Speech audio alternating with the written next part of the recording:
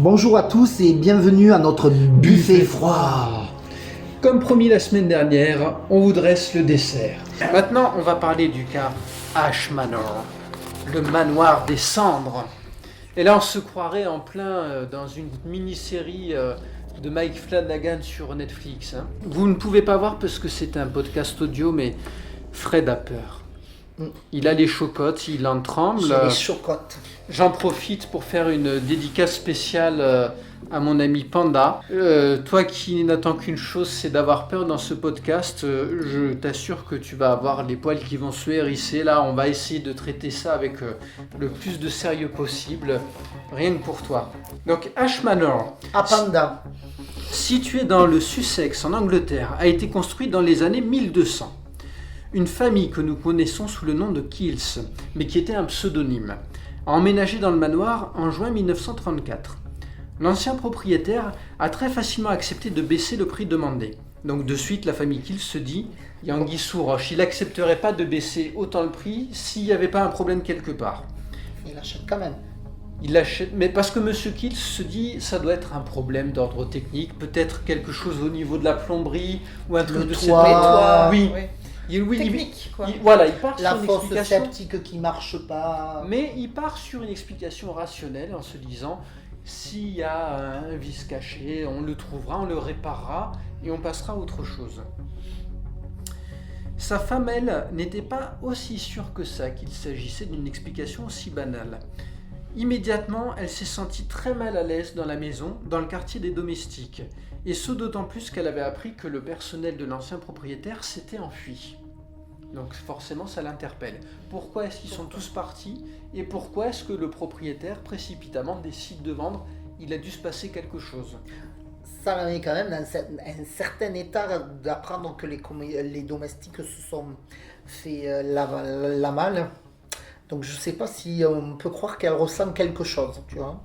Je me dis que peut-être elle s'est auto-suggéré certaines choses.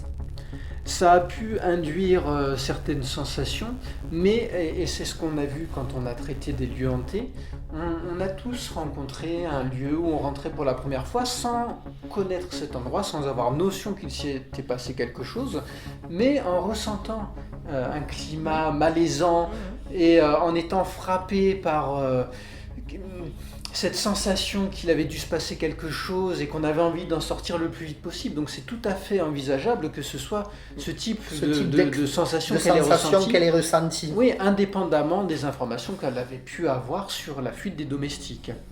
Oui, et puis du coup, une maison si peu chère, ça interroge d'autant plus. Exactement. Les phénomènes ont commencé par des bruits de piétinement dans le grenier. Des rats.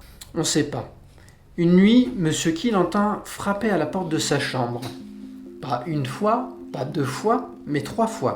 Il va voir sa femme dans sa chambre, puisque chacun avait sa propre chambre, et il lui explique, voilà, j'ai entendu qu'on frappait à ma porte, j'ai vu personne quand j'ai ouvert, j'entends personne dans les couloirs, mais je suis sûr d'avoir entendu ces bruits. Et elle lui dit, mais moi aussi j'ai entendu qu'on frappait à une porte, je ne savais pas que c'était la porte de ta chambre, mais je te confirme que j'ai entendu. Donc ils s'interrogent, ils sont 2 à avoir entendu, en étant encore une fois dans 2 chambres différentes, en étant séparés. Donc est-ce que quelqu'un s'est introduit dans la maison, ou est-ce que c'est autre chose, un autre phénomène? Pour le moment, ils ne le savent pas, et ils commencent à développer une certaine appréhension, voire de la crainte. La nuit suivante, pareil, des coups à la porte. Et non seulement ce sont à nouveau 3 coups qui résonnent, mais en plus toujours à la même heure. 3h35 du matin. Et ça se reproduit une nuit après l'autre, jusqu'à ce que Monsieur Kill quitte le domicile familial pour les affaires. Il va en voyage d'affaires, il s'éloigne, et pendant qu'il n'est pas là, il n'y a plus de coups à la porte. Ce qui nous rappelle le cas que j'évoquais dans la deuxième partie de l'épisode 2, qui était un cas personnel d'ailleurs. C'est vrai. Mais Sophie le découvrira demain. Tu veux Je découvrir vais demain. découvrir énormément de choses dans cet épisode demain. C'est un épisode de 45 minutes, mais qui est très dense. Très dense. En tout cas, visiblement, c'est monsieur qui est visé dans cette histoire, puisque... Ou c'est monsieur qui met les coups et qui fait semblant. Il pourrait mettre les coups, il va à la porte de sa femme, il dit, t'as entendu les coups, j'ai eu les mêmes coups sur ma porte. Il semblerait qu'il soit au centre de l'affaire. Ouais, oui, si c'est lui qui, Oui, qui oui, tape à sa oui. propre porte pour effrayer sa femme, Quelle que soit quelle que soit l'explication. l'explication, en tout cas, c'est lié à monsieur. La nuit de son retour, immédiatement il est frappé d'un pressentiment, d'une intuition que quelque chose de mauvais va arriver. Il se met à s'inquiéter, il n'a pas envie de rentrer, il craint qu'il se passe quelque chose. Et quand il va se coucher, il se rend compte que sa chambre est extrêmement froide, beaucoup plus que d'habitude. Il essaye de rester éveillé, mais il finit par s'endormir vers 3h du matin. Peu de temps après, il est réveillé par un coup très violent à la porte, cette fois-ci un seul coup. Il se lève précipitamment, il pousse la porte, et là, il voit un inconnu dans l'embrasure qui est vêtu d'une blouse verte, d'un pantalon boueux et de vêtements en mauvais état. Mais moi, je meurs si ça m'arrive.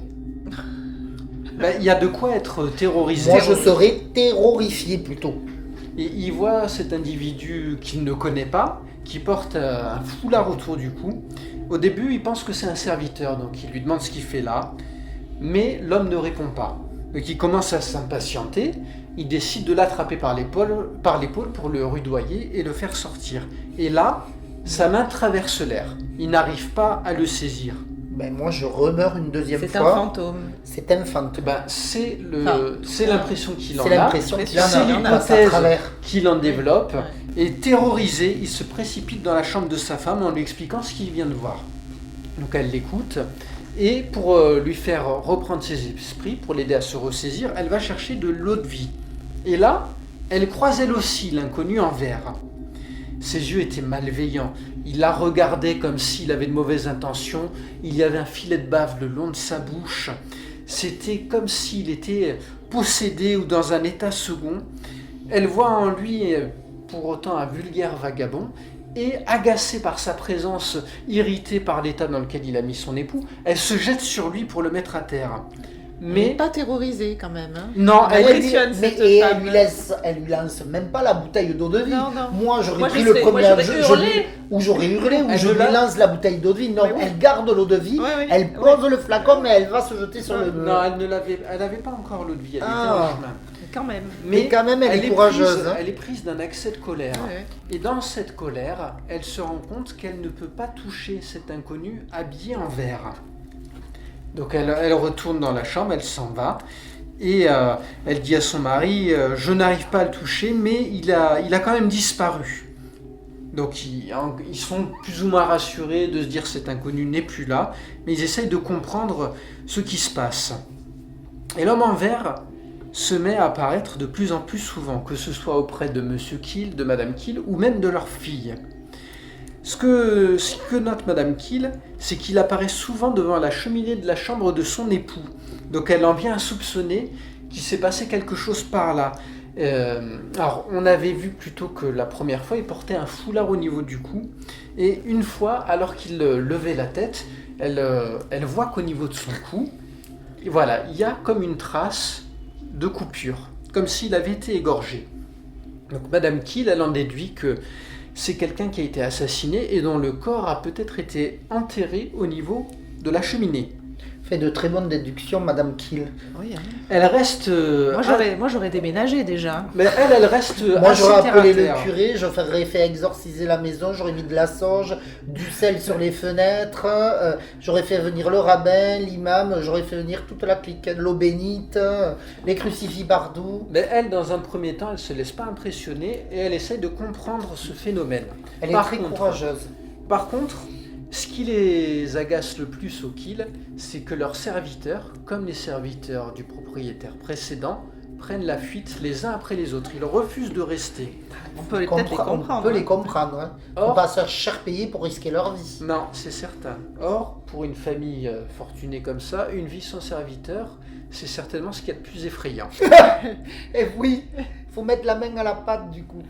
Et donc, sachant que s'ils employaient à nouveau du personnel, ils seraient confrontés au même problème, puisque l'homme en vert continuait de hanter les lieux, ils mettent une annonce dans un journal pour demander l'expertise de professionnels et les aider à exorciser les lieux. Ah. C'est là qu'Hélène va rentrer en jeu. Eh ben pas tout de suite. Pas tout de suite. Ah, Il va y avoir plusieurs enquêteurs psychiques qui vont se succéder. Les premiers vont déclarer que la maison a été construite sur un cercle de pierre de druides et que le fantôme était un certain Henrik Lones, comme Beyoncé, qui s'était tranché la Je ne gorge. pense pas qu'il ait le même succès. Et donc ce Henri, il s'était tranché la gorge lorsqu'une laitière avait rejeté ses avances en 1819. Un photographe amateur qui était venu suite à l'annonce a réussi à prendre une photo d'une forme sombre sur le palier en janvier 1936. Et l'année 1936, je vous le rappelle, c'est l'année durant laquelle Hélène Garrett a commencé à faire tous les tests. Voilà. Ou du moins, elle était en plein milieu des tests puisqu'elle en avait fait certains déjà en 1932 et 1934. En juillet 1936, ils font appel à Nándor Fodor, un psychanalyste hongrois et chercheur psychique qui est basé en Grande-Bretagne. À son arrivée, Fodor trouve les Kills tendus et craignant une publicité qui nuirait à leur réputation. En fait, au-delà du fait qu'ils veulent faire exorciser les lieux et réembaucher des serviteurs, ils ont surtout peur du qu'en dira-t-on et de ce que les gens vont penser de ce fantôme qui rôde et qui met en relief le fait que les époux ne partagent pas la même chambre notamment, ce qui pose forcément question. Donc Fodor, il prend des photos et il va dormir dans la pièce hantée, la chambre de Monsieur Kill. Mais aucun fantôme ne se manifeste, ni visuellement, c'est-à-dire que lui n'a pas l'occasion d'assister à des phénomènes, ni sur les photos qu'il peut prendre, contrairement à celles qui avaient été prises par le photographe amateur un petit peu plus tôt. Il n'entend pas non plus de bruit de pas ou de coups contre la porte. Donc il se décide à inviter Hélène Garrett, Qui arrive en renfort. qui arrive le 25 juillet avec son ami le docteur Elmer Lindsay et sa fille qui s'appelle aussi Hélène. C'est un peu comme la cavalerie, j'ai l'impression.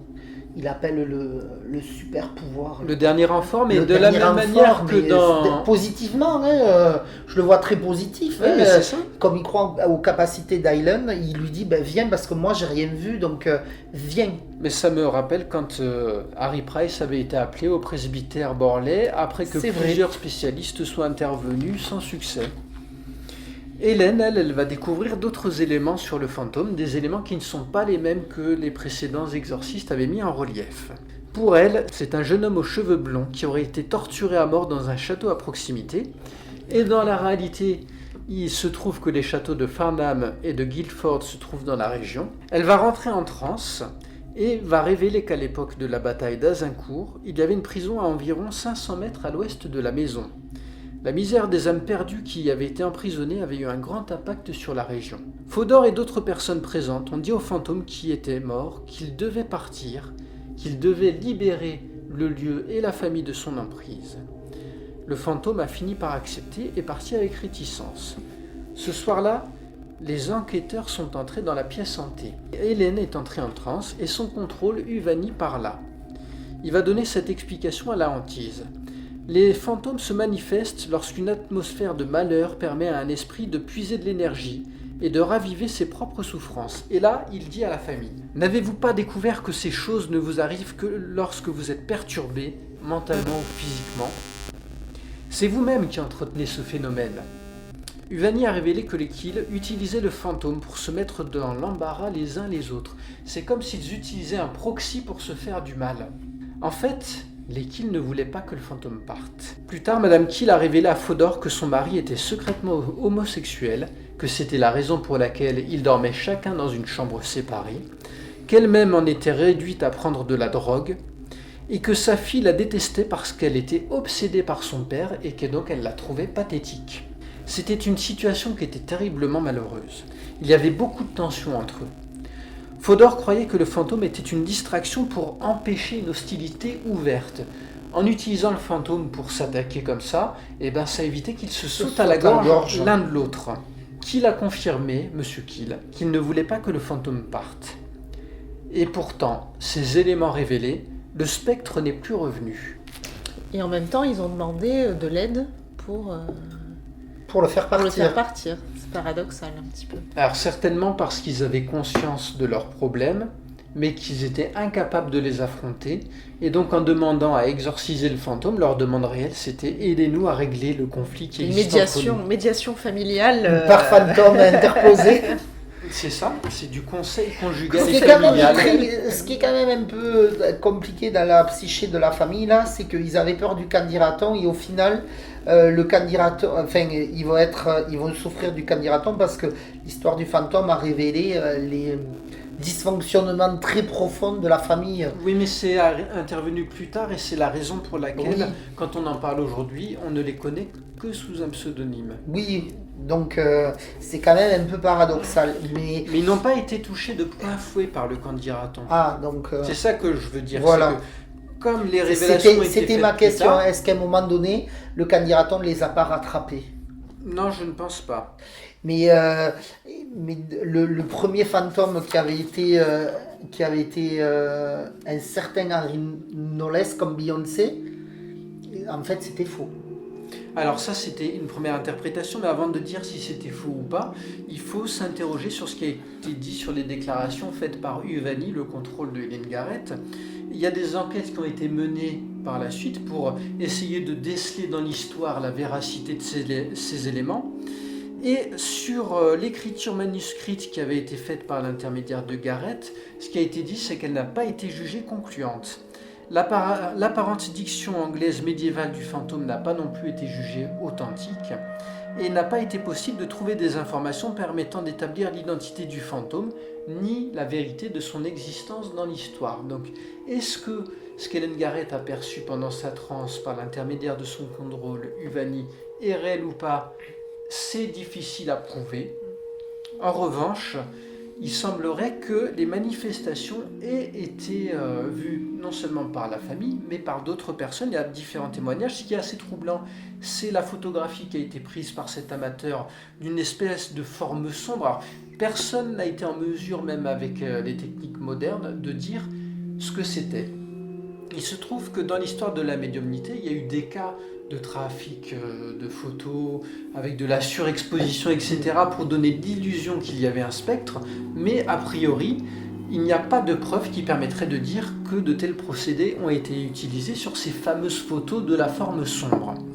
D'autre part, le chien de la famille a lui aussi manifesté quelque chose qui laisserait penser qu'il pouvait voir ou sentir la présence du spectre. C'est souvent le cas dans ce genre d'affaires. Les animaux sont plus sensibles à l'au-delà que nous, ou que le commun des mortels.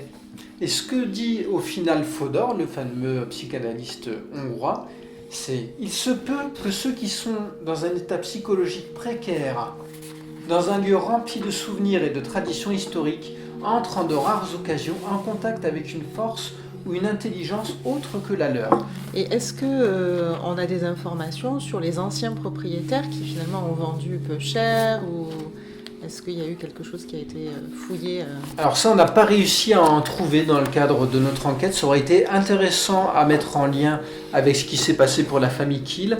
On n'a pas ces informations. Ce que je trouve intéressant en revanche, c'est que Fodor, qui lui n'est pas un médium ni quoi que ce soit, dans sa conclusion, il ne remet pas en contradiction les deux éléments. Il ne dit pas « la famille a inventé le fantôme pour se mener une guerre par proxy ». Il dit « la fragilité psychologique de la famille a pu éveiller l'intérêt du fantôme, lui donner un De terrain l'énergie. pour venir se manifester ». Concrétiser. Oui, c'est matérialisé comme s'il puisait de l'énergie dans les désaccords et les dysfonctionnements de la famille un peu. Alors au final, invention sincère, antis avérée, Qu'est-ce que vont en penser les auditeurs? c'est la question qu'on a envie de vous poser, chers auditeurs. Et toi, qu'est-ce que tu en penses, Sophie? Moi, je suis plus sceptique que sur le cas précédent. C'est vrai que le cas du crash de l'avion m'avait vraiment laissé sans voix. Là, je suis plus sceptique. Je m'interroge effectivement sur le fait de me dire tiens, ça aurait été intéressant de savoir ce qui s'était passé pour les anciens propriétaires. Et voilà, je trouve qu'il manque quelques éléments quand même. Il y a plus de zones d'ombre. Oui, il y a plus de zones d'ombre dans cette affaire-là. Mais bon, voilà, c'est une histoire en tout cas. Elle mérite qu'on se pose des questions pour moi, dans le sens où ça n'est pas un de ces cas où la famille finira par dire des années plus tard non, on a tout inventé. C'est vrai. Ils n'ont pas fait de livre non plus. Ils n'ont pas fait de livre, ils ont Ils voulu n'ont pas rester- cherché la notoriété. Oui. Non. C'est vrai. Il y a quand même des éléments qui prêtent à croire l'histoire, parce que le premier propriétaire, il descend quand même, il la vend pour presque pas une bouchée de pain, mais pour beaucoup moins cher qu'il voulait. Il veut s'enfuir le plus vite Il possible. veut s'enfuir le plus vite possible et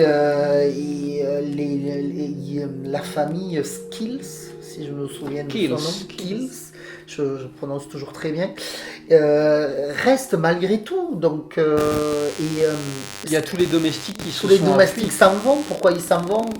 C'est quand même, ils sont pas fouettés par le patriarche. Ah oui, c'est vrai que ça. Donc il y a quand même un faisceau qui mènerait à croire à l'histoire. Tout à fait. Je suis plus sceptique que toi pour une fois, Fred. Pour une fois. Mais je suis d'accord, le cas du R101, le crash, est plus parlant. Et plus par là, Parce je que trouve aussi. il y a beaucoup plus D'éléments de sources qui techniques. permettent de vérifier la véracité des Oui. choses. Oui. Là, c'est Oui, on est davantage comme- des oui. témoignages un peu isolés. Oui, on n'est que sur des faisceaux, on est sur des intuitions. Et Mais- moi, je vais vous parler Vas-y. d'un autre cas dans un article publié dans le Skeptical Inquirer de novembre-décembre 2001. Martin Gardner évoque une affaire d'exorcisme. Et le Skeptical Inquirer, c'est une revue qui existe depuis très longtemps, qui a connu différents mouvements et d'ailleurs qui n'était pas appelé comme ça à ses débuts, qui se propose d'étudier les phénomènes psychiques et paranormaux, mais avec un regard initialement plutôt sceptique. Et la personne concernée par cette affaire s'appelle Jane Kendall Mason, qui était une bourgeoise qui a bien connu l'auteur Ernest Hemingway. On a parlé d'elle au début du siècle car on a trouvé dans ses affaires personnelles une malle contenant des correspondances avec l'auteur ainsi que des écrits de ce dernier. Et ce qui est intéressant, c'est que quand on a parlé d'elle au début du XXIe siècle, on ne faisait pas encore le rapprochement avec cette affaire d'exorcisme parce que quand cette affaire a été évoquée, on utilisait un pseudonyme pour parler d'elle qui était Victoria Camden.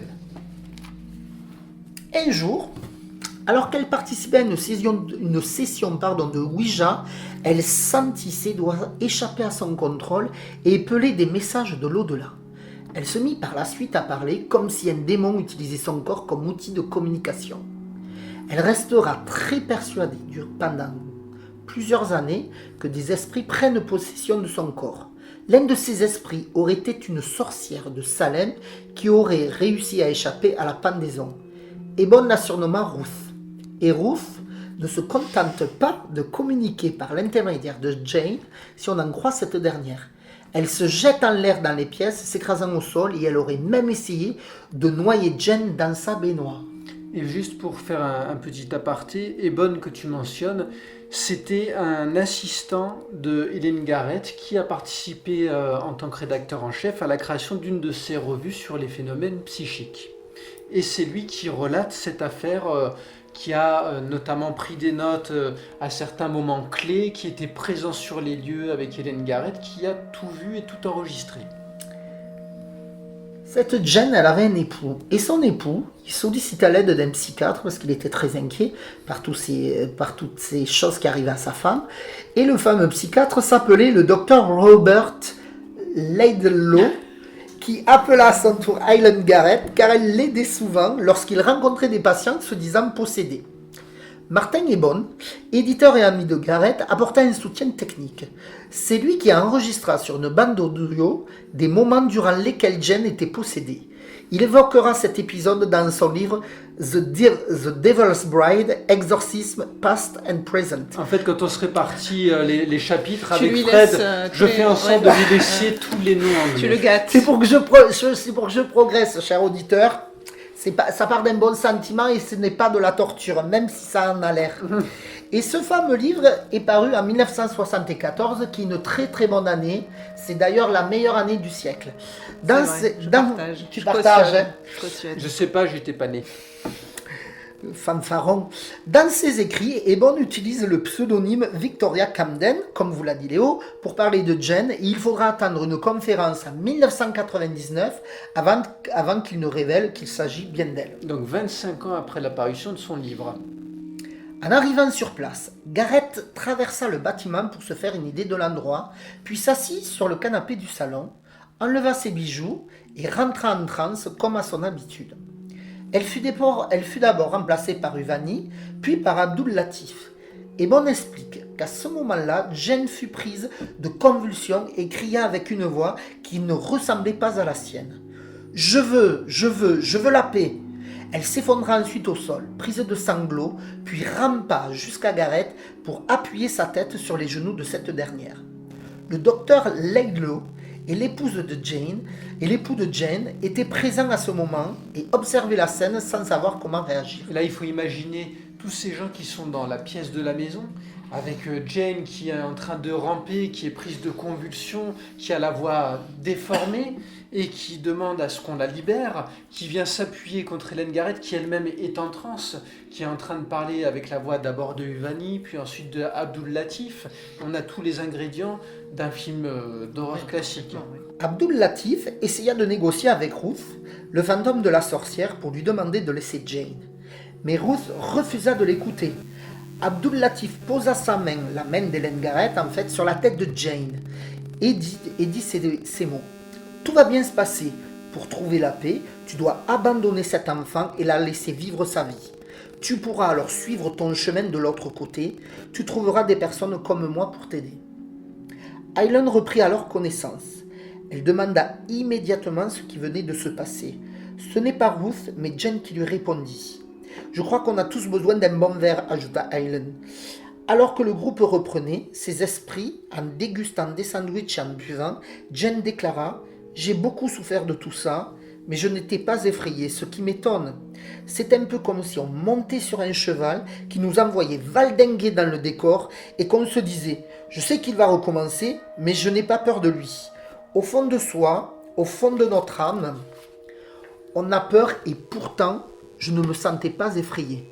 J'avais quelques appréhensions ce soir, mais même si je me dis que Ruth pourrait revenir et reprendre possession de moi, je n'ai pas vraiment peur. C'est un peu comme un compagnon où on a l'impression qu'elle parle de quelqu'un, de quelqu'un qu'elle connaît bien et elle s'habitue à la présence au fil du temps. C'est drôle. Ça me fait presque penser à des cas de violence intrafamiliale ou même de violence conjugale, où il y a ce côté à la fois cette personne me fait du mal, mais je ne peux pas me séparer d'elle en même temps parce qu'il y a quand même un lien qui nous unit. Il y a cette ambiguïté qui crée du malaise, mais qui évoque quelque chose de vrai pour moi.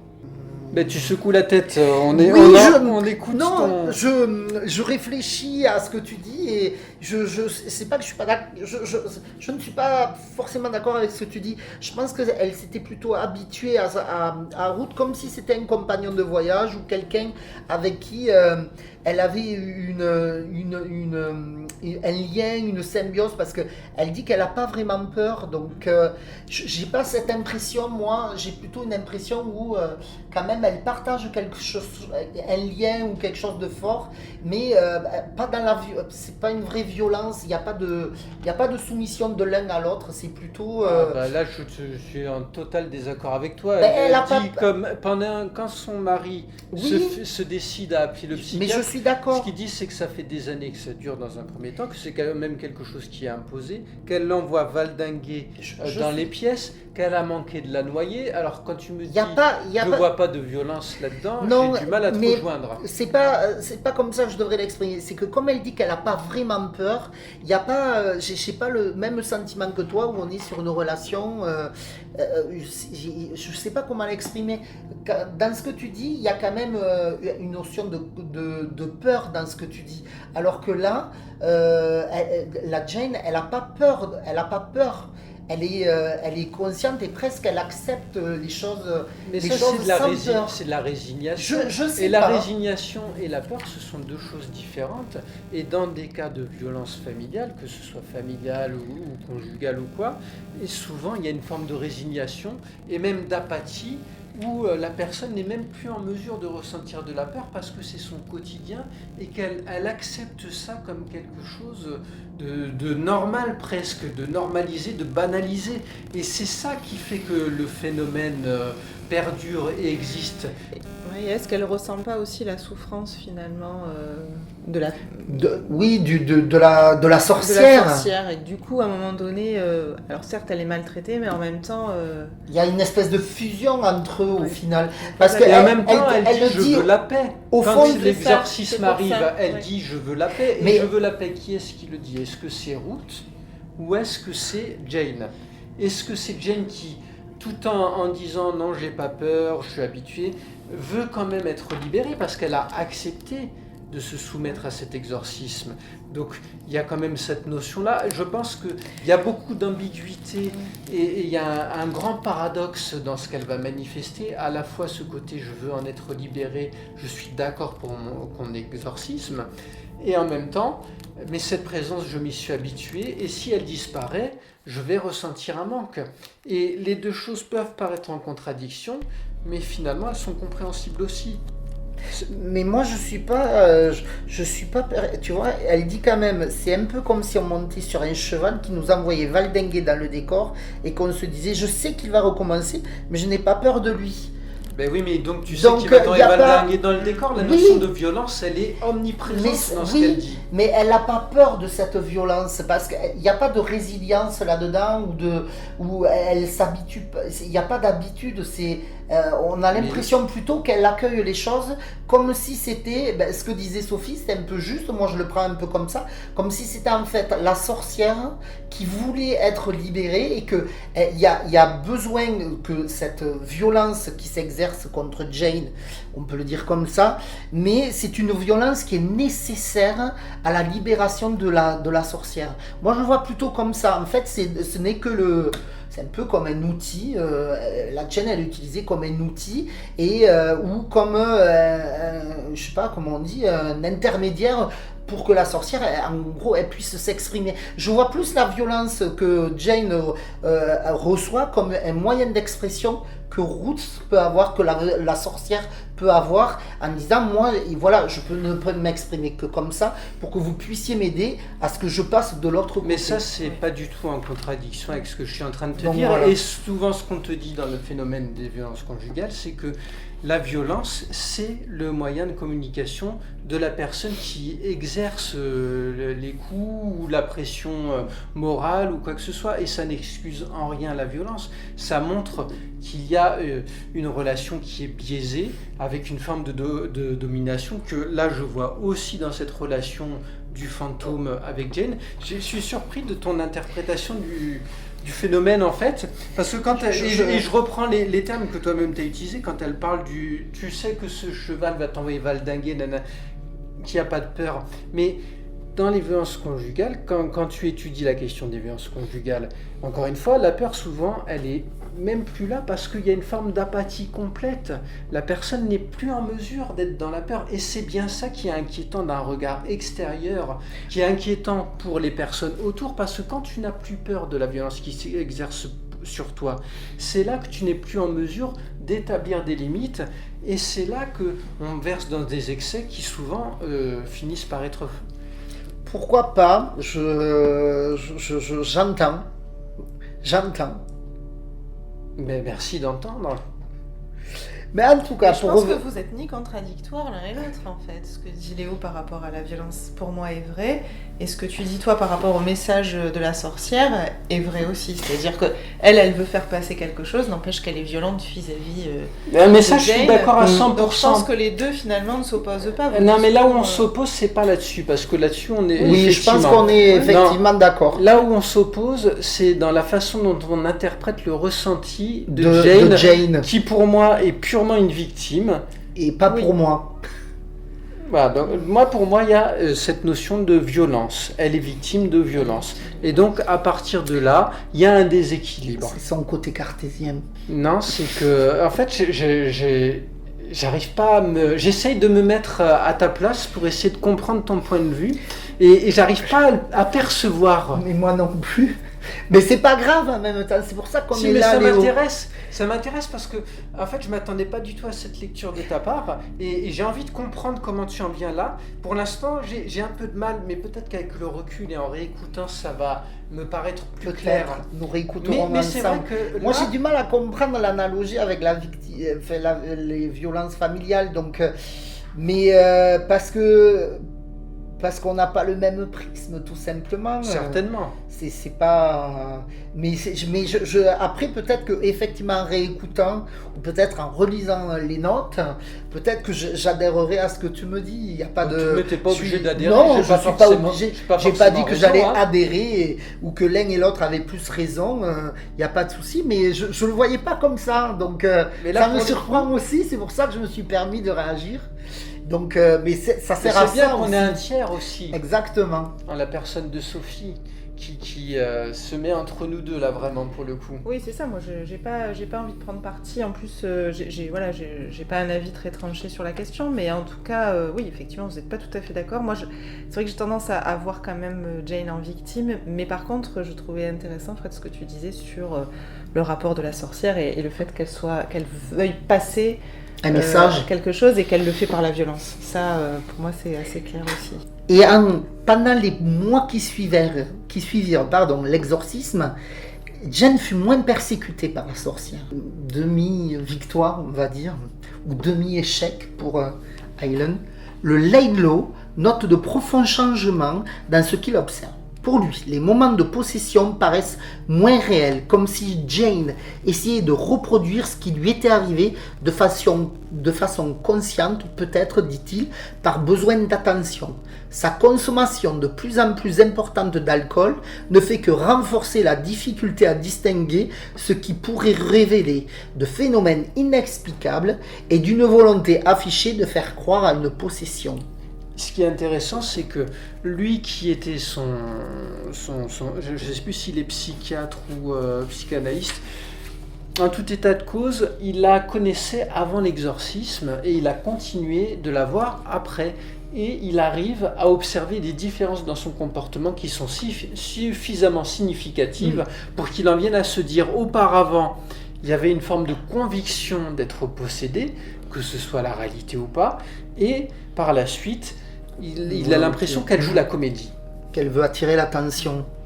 Parce que finalement, d'une certaine façon, par cette possession, elle avait une place, elle attirait l'attention, on faisait attention à elle, on se disait, elle est possédée, elle est victime, il faut qu'on l'aide. Et une fois que le fantôme est parti, elle n'a plus cette position privilégiée. Et l'alcool. Et elle a besoin de retrouver un moyen d'exister Oui. aux yeux des autres. Et ça, c'est quelque chose d'assez central dans la vie de Jane Kendall Mason, puisque ce qu'on verrait si on étudiait plus en détail les étapes de sa vie, c'est qu'elle-même était également poète, a écrit un roman qui a été un petit peu repris sur la forme par Hemingway, mais ça n'est pas ce que l'histoire a retenu de sa vie. L'histoire n'a pas retenu c'était une artiste, l'histoire a retenu, elle était proche d'Hemingway. Et c'est lui qui a eu la renommée, la gloire, et qui est resté obsédé par cette personne jusqu'au bout de sa vie. Ils n'ont jamais été réellement en couple, mais sur la fin de sa vie, quand il a su qu'elle-même était mariée, etc., il s'est mis à dire du mal d'elle dans des interviews, il s'est inspiré d'elle pour plusieurs de ses personnages féminins qui étaient des personnages dont il disait du mal, et il serait question... On peut dire qu'il avait rancune. Ah ben, Ou il a mal vécu. Hemingway, c'est un personnage qui est assez fascinant parce que, bon, en tant qu'auteur, c'était un grand écrivain. En tant qu'homme, il avait certaines convictions qui étaient plutôt admirables, mais c'était aussi quelqu'un qui pouvait être d'une grande rancune, qui pouvait se venger et même faire preuve d'une grande méchanceté. Et par rapport à Jane Kendall Mason, ça donne envie de la rencontrer. Par rapport à elle, il a fait preuve d'une grande cruauté même. Et bien, Jane est mourue en 1980 d'un cancer et son histoire est à ce jour peu connue. Et c'est ce que tu disais, on parle principalement d'elle pour sa relation avec Hemingway, plus que pour ses propres talents. Finalement, on peut dire que Jane sera restée le fantôme de sa propre histoire. C'est vrai. Belle conclusion. Et ça nous amène d'ailleurs à la conclusion de cet épisode. Après tous ces éléments concernant Hélène Garrett, ce qu'on peut dire d'elle, c'est que c'est quelqu'un qui doute, qui s'interroge, qui se pose des questions sur la nature des exploits qu'on lui attribue et qui cherche des explications. Elle ne craint pas la confrontation. Elle ne cherche pas la gloire, mais elle écrit encore et toujours sur les sujets qui la passionnent. Sans elle, Ian Stevenson n'aurait probablement pas pu mener tout son travail sur les vies antérieures. Au travers des quelques cas pratiques qu'on vous a présentés, on peut s'interroger sur la réalité des phénomènes. Mais par contre, on ne peut pas remettre en question sa volonté d'aider son prochain, son grand courage, et le fait que la médiumnité, telle que pratiquée par Hélène Garrett, allie à la fois empathie et compassion. Comme les êtres vivants, les esprits ont besoin qu'on leur parle et de se faire entendre. Notamment le fameux fantôme de route qui essaie de communiquer. Et si la médiumnité permet de rétablir le contact, de faire passer des messages et de créer de l'apaisement, alors moi, à titre personnel, ça me donne envie d'y croire. Moi aussi. Moi aussi. Et c'était ce que tu disais il y a 2-3 épisodes plus tôt, Fred, tu disais, mais finalement que ça existe ou pas, si les médiums ils font passer des messages et que ça aide des gens à se sentir bien, mais il faut les laisser faire. Exactement. Je pense que des fois, il vaut mieux laisser croire à des gens que des choses existent si ça leur fait du bien, plutôt que de détruire leurs convictions et faire peut-être un peu plus de mal aux gens. Et de la même manière qu'on peut ne pas être croyant, se dire athée ou agnostique ou quoi que ce soit, et ça n'est pas pour autant qu'on doit aller cracher sur les croyances des autres en termes de religion. Exactement. Et ça, je pense que c'est quelque chose que si on était plus nombreux à comprendre et à accepter, ça ferait du bien à beaucoup de monde. Il faut toujours accepter les croyances des autres. Si tant est que ce soit des croyances qui prêchent l'ouverture Oui. aux autres, l'acceptation de la différence, Oui, on n'a pas... et plutôt l'amour. Oui, l'amour, on va dire. L'amour des uns et des autres. Nous, dans le buffet froid, on s'interroge sur des phénomènes paranormaux et surnaturels, mais on le fait même quand on n'est pas d'accord, avec humilité et en essayant de se montrer compréhensifs les uns des autres, même quand Fred et moi on tombe pas d'accord. Ce qui arrive très rarement, vous pensez bien. Non, ce n'est pas vrai. Dans la vraie vie, nous sommes comme tout un chacun, nous avons des différences d'opinion et on respecte. Et heureusement. Et on se respecte et on respecte l'autre. Et c'est une important. richesse, c'est ce qui nous permet de grandir en tant qu'être humain. Sur ce, merci Sophie de ta participation à cet Merci pour votre épisode. invitation. Je me suis régalée à vous écouter en tout cas et j'aborderai le volet de la médiumnité, comme on dit, je ne sais Absolument. plus, de manière beaucoup plus impliquée et imprégnée. Eh bien, tant mieux, c'était avec grand plaisir. Et puis, quant à vous, chers auditeurs, on vous remercie de vous être attablés à notre buffet froid. Et puis, on espère que vous serez présents lundi prochain pour écouter le prochain épisode. Et en attendant, n'oubliez pas de passer des soirées effroyables.